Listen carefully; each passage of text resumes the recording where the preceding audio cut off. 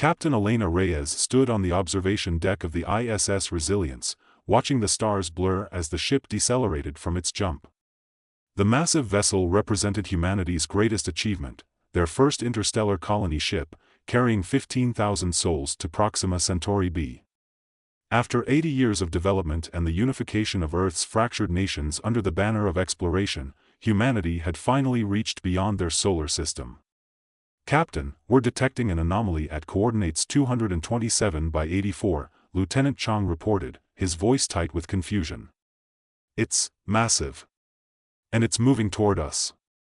Elena felt her heart quicken. First contact. After centuries of searching the stars, humanity would finally meet another intelligence. She straightened her uniform and steeled her expression. This was history. "All stations, yellow alert. Prepare first contact protocols. Lieutenant, open all frequencies and transmit the greeting package." The bridge crew worked with practiced efficiency, but Elena noticed the tension in their movements. Humanity had prepared for this moment, but preparation could only go so far. The anomaly resolved on their screens, a vessel that dwarfed the Resilience. Its surface gleamed with an iridescent shimmer that seemed to bend light around it, making parts of it appear and disappear as it approached. It was beautiful, alien, and terrifying. "No response to our transmissions, Captain," Communications Officer Patel reported. "Keep trying. All languages, all frequencies." The alien vessel stopped 1,000 kilometers from the Resilience. For 10 long minutes, nothing happened. Then, without warning, a beam of blue-white energy lanced out from the alien ship, striking the Resilience's forward sensor array. Alarms blared as systems throughout the ship reported damage. "Red alert. Shields up." Elena ordered, but another beam had already struck, this time disabling their port thrusters. "Captain, they're scanning us. Our systems are being accessed." The cybersecurity specialist's voice trembled. "I can't stop it." Elena watched in horror as data streamed from the Resilience's computers to the alien vessel. Star charts. Colony locations. Earth's coordinates. Everything. "Can we jump?" she demanded. "Negative. Drive is offline." The alien vessel fired again, this time a sustained beam that cut through the Resilience like tissue paper. Elena felt the deck shudder beneath her as emergency bulkheads slammed into place. "All hands, abandon ship. Get to the escape pods." As Elena guided her crew to safety, she caught a final glimpse of the alien vessel through a viewport. It was already turning away, its mission apparently complete. The Resilience was crippled, but not destroyed. They'd been catalogued, studied, and dismissed. That was more terrifying than outright destruction. 6 months later, Earth received the Resilience's distress signal.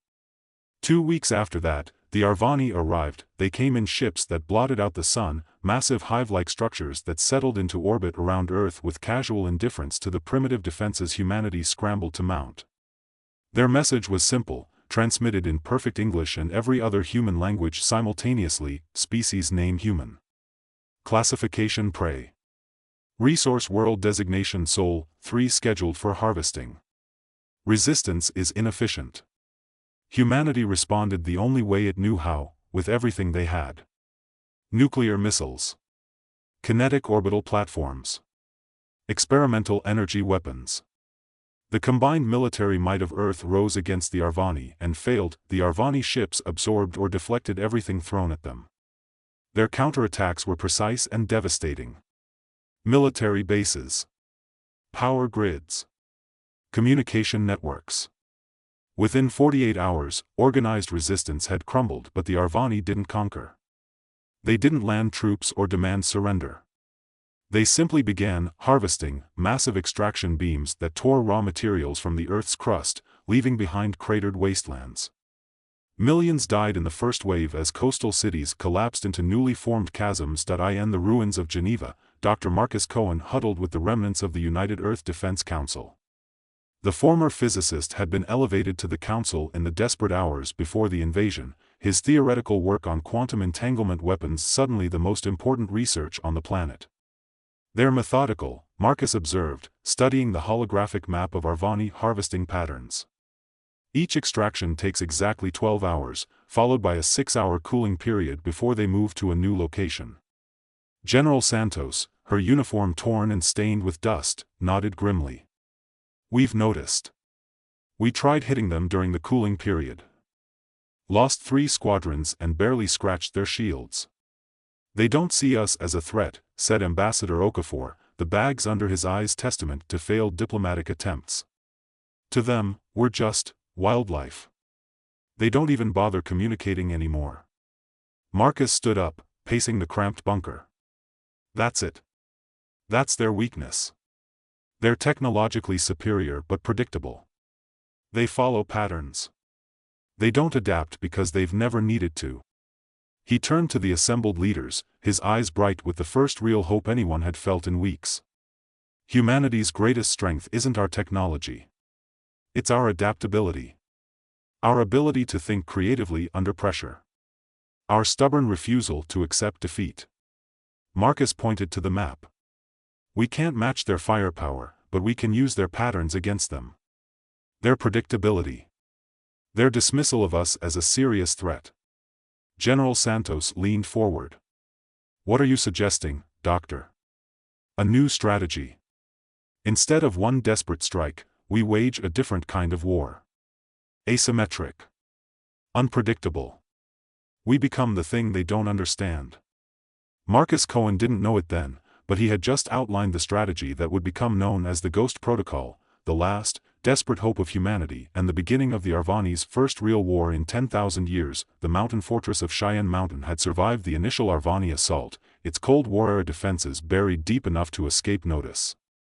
It became humanity's primary command center, a hub of resistance that coordinated what remained of Earth's military and scientific resources. 3 months into the invasion, Marcus stood before the assembled military leaders of what was now called the Terran Resistance Force. The holographic display behind him showed the current Arvani harvesting operations, methodical extraction sites across all continents. Ghost Protocol is now fully operational, Marcus announced. All cells have been deployed and are awaiting activation. General Santos nodded. Walk us through it again, Doctor. I want everyone clear on their roles. Marcus gestured to the display. The Arvani operate on predictable 6-day cycles. Their harvesting equipment follows set patterns, moving systematically across the planet. They maintain minimal security because they don't view us as a threat. He highlighted several points on the map. We've planted quantum-linked explosive devices at these locations, predicted extraction sites based on their patterns. Each device is linked to a trigger that only activates when an Arvani harvester engages. Colonel Takahashi frowned. We've tried explosives before. They're shields. These aren't conventional explosives, Marcus interrupted. They're designed to detonate the moment the Arvani's extraction beams activate, using the energy of the beam itself to amplify the explosion. We're turning their own technology against them. He switched the display to show a network of small, mobile units. Meanwhile, our ghost teams will launch simultaneous strikes on their secondary systems, cooling apparatus, sensor arrays, anything peripheral. Not to destroy them, but to create anomalies in their data. Marcus's expression was grim but determined. The Arvani rely on perfect information. Their entire operation is built on the assumption that they understand everything about us. We're going to shatter that assumption. The room was silent as the implications sank in. They weren't trying to win a conventional war. They were trying to confuse, mislead, and disorient an enemy that had never faced unpredictability. It's a psychological operation as much as a military one, Marcus continued. We need them questioning their data, their assumptions. We need them off balance. General Santos stood up. This is a desperate gamble, Doctor. If it fails, we're no worse off than we are now, Marcus replied. But if it works, it gives us time to implement Phase 2. He switched the display again, showing a complex schematic. While the Ghost Protocol disrupts their operations, our science teams will be working on this, the quantum entanglement disruptor. It's based on the technology we've gleaned from studying their harvesting beams. Theoretically, it could temporarily disable their shields by forcing their particles out of alignment. Colonel Takahashi looked skeptical. Theoretically? It's all theoretical until we try it, Marcus admitted. But that's humanity's advantage. We try things. We experiment.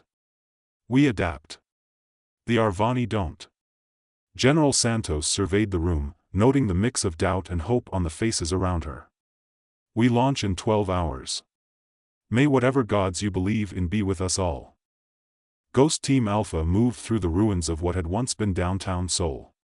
Captain Maya Rivera led her squad with hand signals, their adaptive camouflage suits blending with the rubble as they approached their target, an Arvani cooling tower that serviced one of their larger harvesting operations. The alien structure rose from the devastated cityscape like an impossible sculpture, curves and angles that seemed to defy physics.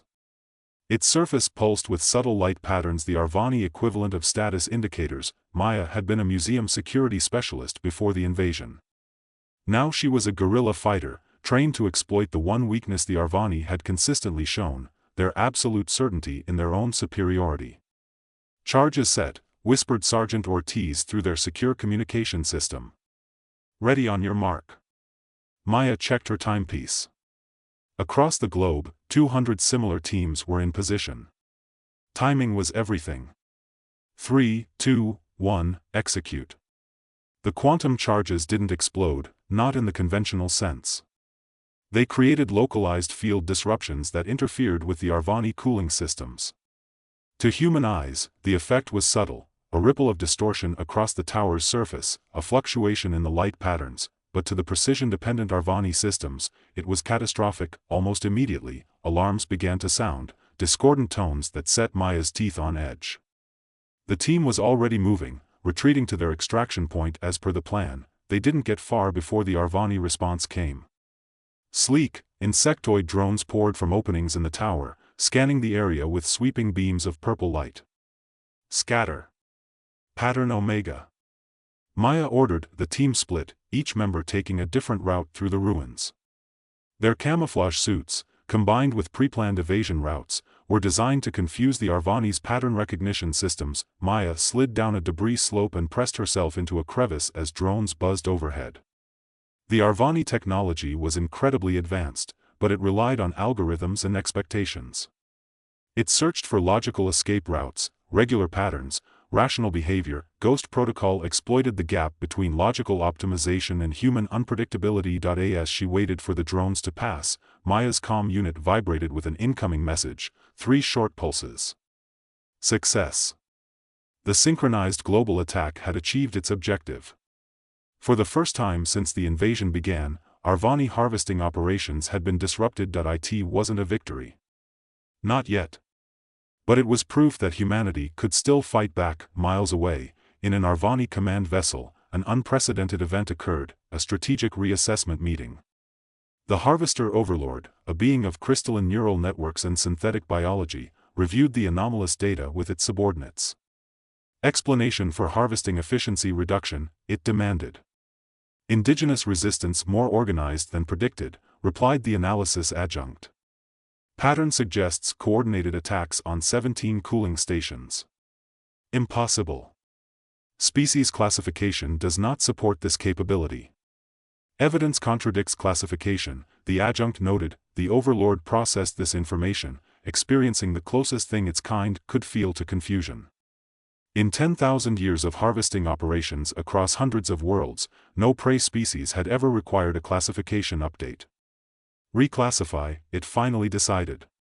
Species name human.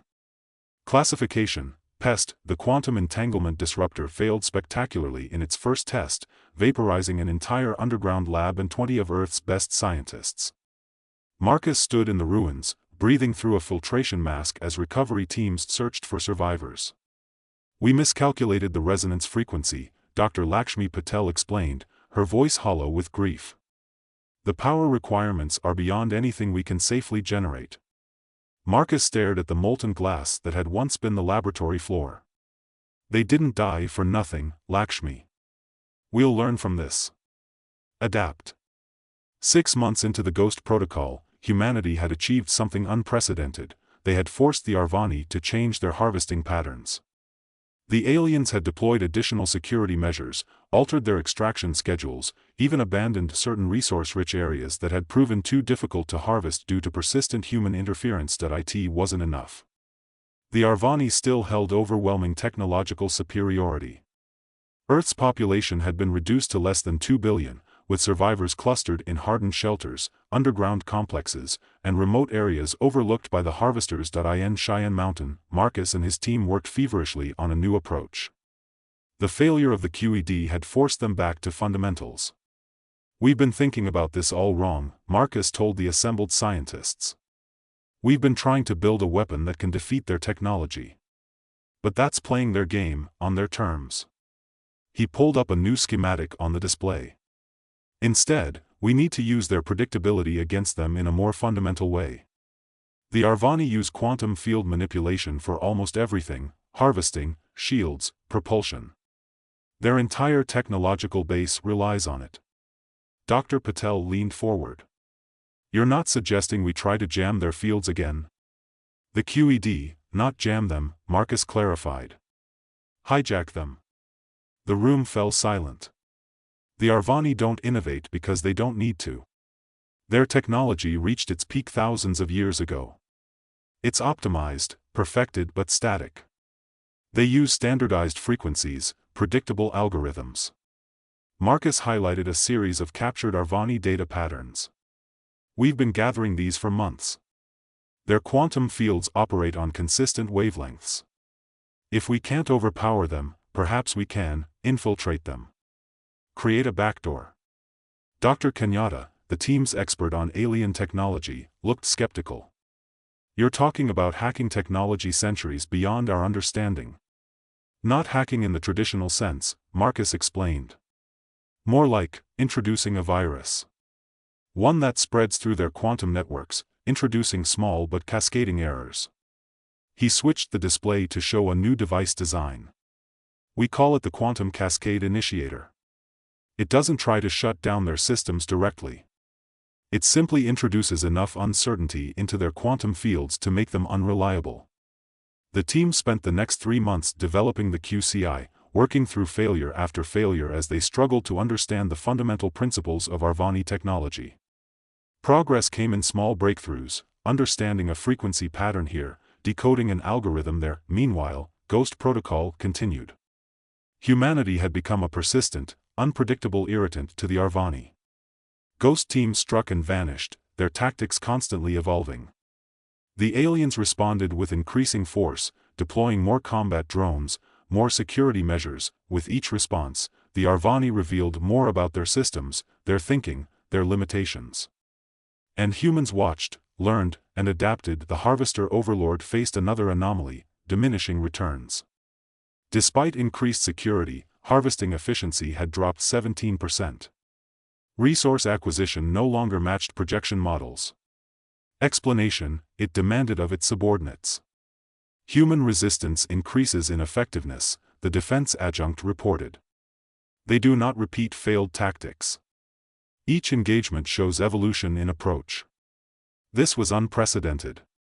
Prey species followed predictable patterns of resistance, then acceptance.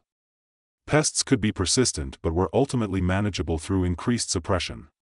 New classification required, the analysis adjunct suggested. Recommend: species name human. Classification: competitor. The Overlord processed this recommendation. In all its existence, it had never encountered a species that required such a designation. The implications were disturbing. Deploy hunter-killers, it ordered.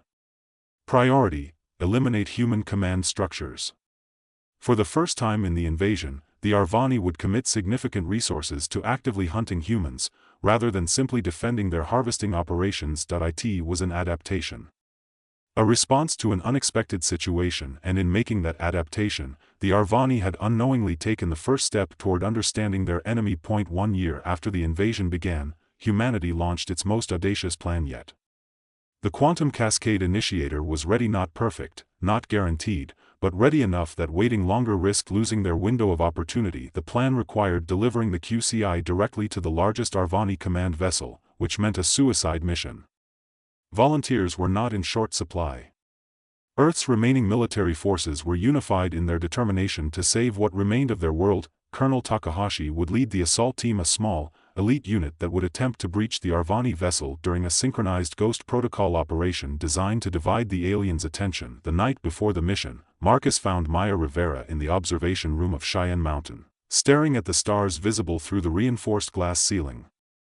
"You should be resting, Captain," he said quietly. "Tomorrow will test all of us." Maya didn't look away from the stars. "I grew up in Puerto Rico. My grandmother used to tell me that humans were made from stardust, that the elements in our bodies were forged in dying stars. I always found that comforting." She finally turned to face him. "Do you think the Arvani have stories like that? Myths about their origins?" Marcus considered the question. "I doubt it. Everything we've seen suggests they're coldly rational. Efficient. Maybe they engineered that out of themselves generations ago. That's their weakness," Maya said simply. "They've forgotten what it means to dream. To hope against hope. To fight when logic says you should surrender." Marcus nodded slowly. "That's why we'll win tomorrow. Not because our plan is perfect, but because they won't expect us to try something so seemingly irrational." "Seemingly," Maya repeated with a hint of a smile. The perfect word choice for a scientist turned revolutionary. "We adapt," Marcus said, returning her smile. "It's what humans do." The assault began at dawn. Across the globe, ghost teams launched simultaneous attacks on every Arvani harvesting operation, using every tactic that had proven successful over the past year. It was a massive diversion, designed to draw attention and resources away from the primary objective. Colonel Takahashi's team approached the Arvani command vessel in a modified shuttle, its systems darkened to avoid detection. The shuttle had been retrofitted with salvaged Arvani technology, giving it a quantum signature that the alien sensors might mistake for one of their own auxiliary craft. "Approaching target," the pilot reported. "No sign they've detected us." The massive Arvani vessel loomed ahead, its iridescent surface rippling with status indicators. They were aiming for what intelligence suggested was a maintenance access point, a section where smaller Arvani craft occasionally docked for repair and resupply. "Remember," Takahashi told his team, "our only objective is delivery of the QCI. Everything else is secondary." The QCI itself was surprisingly small, about the size of a basketball, its surface covered with intricate patterns of quantum-sensitive material. It contained the culmination of humanity's desperate innovation, a device designed to introduce cascading uncertainty into the most advanced technology humanity had ever encountered. The shuttle drifted toward the access point, using minimal thrusters to avoid detection. For a tense moment, it seemed they might succeed in their approach unnoticed, then alarms blared. The Arvani had spotted them. "Full thrust," Takahashi ordered. "Get us to the access point." The shuttle surged forward as defense systems activated around them. Energy beams lanced through space, narrowly missing their craft. "They're targeting engines," the tactical officer reported. "Evasive pattern Delta." The shuttle lurched and spun, but kept its trajectory toward the access point. They were seconds away from contact when a direct hit sheared off their port stabilizer. "We're losing control," the pilot shouted. Takahashi made a split-second decision. "Ram it. Get us as close as possible." The crippled shuttle careened toward the Arvani vessel, no longer attempting stealth. Defense beams intensified, tearing chunks from their hull. Warning systems screamed as life support failed. "Brace for impact." The collision was less dramatic than expected, more a scraping, grinding halt against the alien hull than an explosion. The shuttle's reinforced nose had penetrated the outer layer of the access point, wedging itself into the structure. "Status," Takahashi demanded. "Hull breach in sections 2 and 3. Life support failing. But we're attached to the target." Takahashi nodded grimly.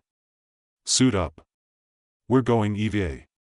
5 minutes later, the surviving members of the assault team stepped through the breach, magnetic boots keeping them attached to the Arvani hull. They carried the QCI between them, moving carefully in the zero gravity. Access point is 50 meters ahead, the navigator reported. They had barely begun moving when Arvani defense drones appeared, swarming from recessed ports in the hull.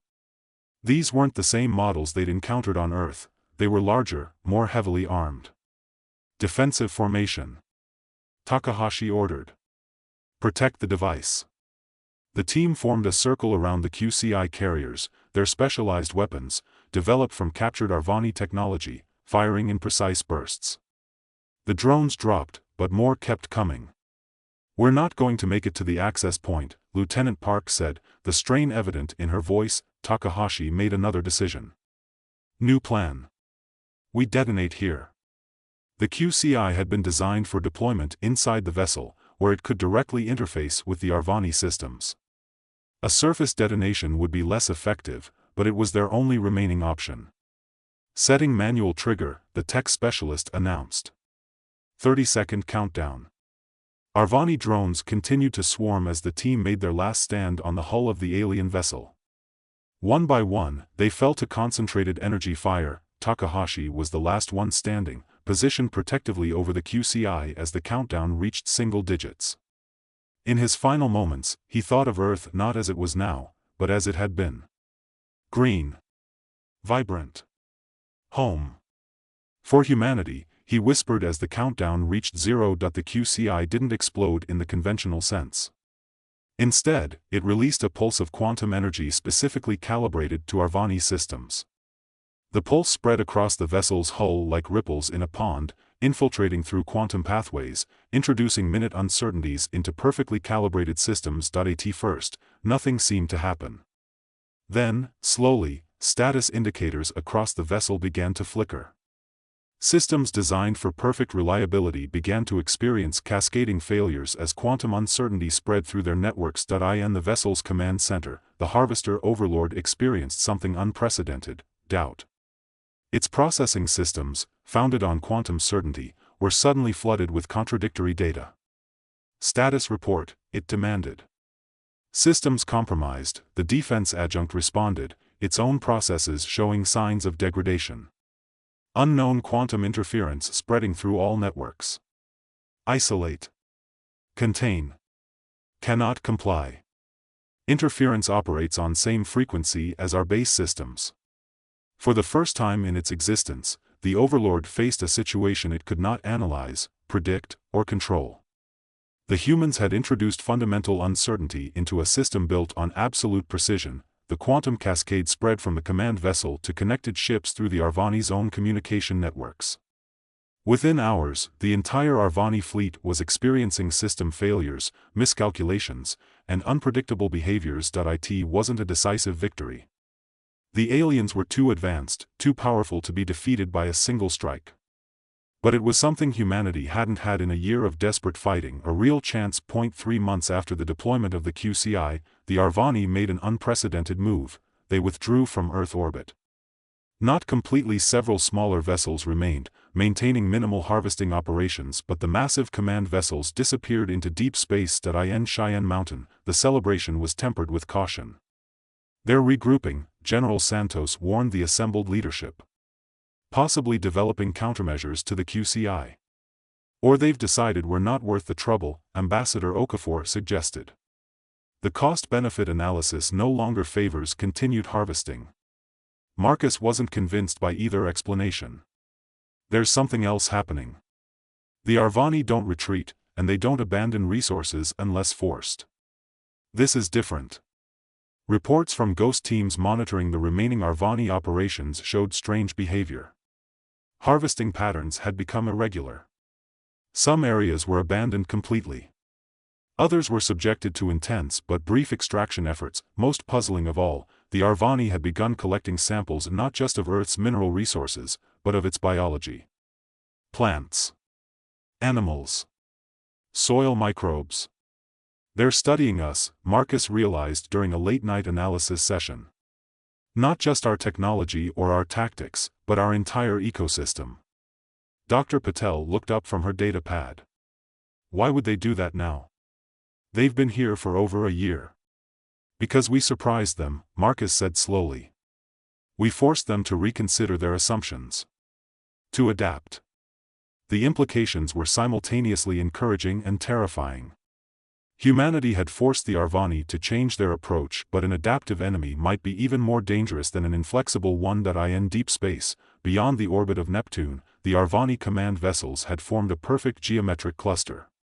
Within the largest vessel, the collective consciousness of the Harvester overlords, a networking of the senior commanders from each ship, engaged in an unprecedented discussion.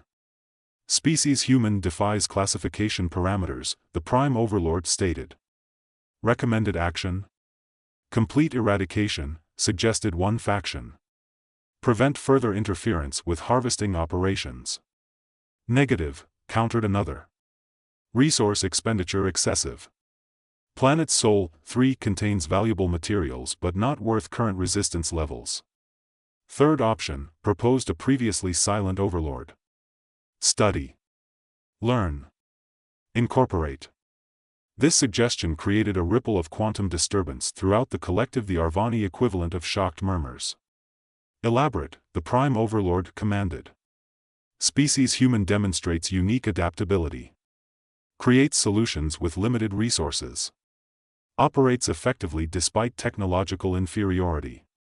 These traits have value. The collective processed this suggestion. In 10,000 years of expansion, the Arvani had encountered hundreds of intelligent species. All had been classified, harvested, or avoided based on resource optimization calculations. None had ever been considered for incorporation. Species reclassification required, the Prime Overlord finally decided. New designation, species name human. Classification, potential asset. The decision made, the Arvani began formulating a new approach, one that would attempt to understand humanity rather than simply harvest its world. On Earth, the change in Arvani behavior became increasingly apparent. Ghost teams reported minimal resistance to their operations. In some cases, Arvani drones seemed to deliberately avoid confrontation, retreating rather than engaging. Then, 6 months after the QCI deployment, it happened. Communication, the message appeared simultaneously on every functioning electronic device on the planet, translated into all human languages, species name human. Request dialogue. Purpose, mutual benefit assessment. In Cheyenne Mountain, the Leadership Council debated the unexpected development. It's a trap, General Santos insisted. They're trying to locate our remaining command centers. Or they're stalling while they prepare for a new offensive, suggested Colonel Zhang, who had taken over tactical operations after Takahashi's sacrifice. Marcus remained silent, considering the implications. The Arvani had never attempted communication after their initial harvesting announcement. This represented a fundamental shift in approach. I think we should respond, he finally said. Cautiously, through secure channels, but we should talk to them. Ambassador Okafor nodded in agreement. If they wanted to destroy us completely, they could have done so already. This may be our best chance to negotiate some kind of coexistence. Coexistence? General Santos scoffed. After everything they've done? Survival, Marcus corrected. We've bloodied their nose, but we can't win a prolonged war of attrition. If they're willing to talk, we need to listen. After hours of debate, a response was crafted. Humanity acknowledges your request. Terms for dialogue, neutral location, limited representatives, security guarantees for all parties. The reply came within minutes. Terms accepted. Location, lunar surface. Time, 7 planetary rotations. Representatives, 3 entities each. Humanity had forced the most advanced species they'd ever encountered to the negotiating table. It wasn't victory, not yet, but it was validation of everything Marcus had believed from the beginning. Humanity's greatest strength was not its technology, but its adaptability, creativity, and indomitable will. The lunar meeting took place in the ruins of Armstrong Base, humanity's abandoned outpost on the Sea of Tranquility. The symbolism was lost on the Arvani but deeply meaningful to the human delegation. This was where humanity had first reached beyond its world. Long before the aliens arrived, Marcus represented Earth's scientific community. General Santos spoke for its military. Ambassador Okafor led the delegation, his diplomatic experience deemed crucial for this unprecedented encounter. The Arvani representatives were unlike anything humans had seen before. They appeared as crystalline structures suspended within shimming energy fields, their bodies constantly shifting in subtle patterns. When they spoke, it was through some form of direct neural interface that translated their thoughts into human language. "We have reassessed species human," the lead Arvani stated without preamble. "Your resistance was unexpected. Efficient despite resource limitations." Ambassador Okafor maintained a diplomatic tone. "We fight for our survival. For our home." Concept, home. Significant to humans? Essential, Marcus replied. Earth is not just a resource to us. It's where we evolved, where our history lies, where our future must be built. The Arvani communicated among themselves in patterns of light too rapid for human perception. Then the leader spoke again. Proposal: cessation of harvesting operations on planet Sol 3. Alternative: knowledge exchange. Humans provide adaptive thinking strategies. Arvani provide technological access. General Santos leaned forward. "You want to learn from us?" Affirmative. Species human demonstrates unique problem-solving under constraint. This trait has value. The implications were staggering. The Arvani, technologically superior in every way, saw value in humanity's approach to challenges. Our creativity. Our ability to find solutions with limited resources. Our refusal to accept defeat. And what guarantee do we have that you won't simply resume harvesting once you've learned what you want from us? Ambassador Okafor asked. Inefficient strategy, the Arvani replied. Renewable resource, human innovation, has greater long-term value than finite resources, planetary materials. It was coldly logical, yet profoundly significant. The Arvani had recalculated humanity's worth and found it greater as partners than as prey. The negotiations continued for 3 days. What emerged was not friendship. The gulf between human and Arvani psychology was too vast for that, but a recognition of mutual benefit. A coalition of necessity that might, in time, evolve into something more. When the human delegation returned to Earth, they brought with them the framework for humanity's future: a gradual Arvani withdrawal, limited technology transfers, and the beginning of an unprecedented interspecies knowledge exchange. 5 years after the quantum cascade incident, Maya Rivera stood on the observation deck of the CSS Takahashi, watching Earth recede as the ship accelerated toward the outer solar system. The vessel, built with a combination of human innovation and Arvani technology, represented the new era that had emerged from humanity's desperate stand. "Captain, we're ready to initiate the jump drive," her first officer reported. Maya nodded. "Proceed, Commander." The stars blurred as the ship engaged its faster-than-light drive, technology transferred from the Arvani as part of their ongoing exchange program. The CSS Takahashi was bound for Tau Ceti, where humans would establish their first extrasolar colony under the watchful but now non-threatening presence of Arvani observers. Dr.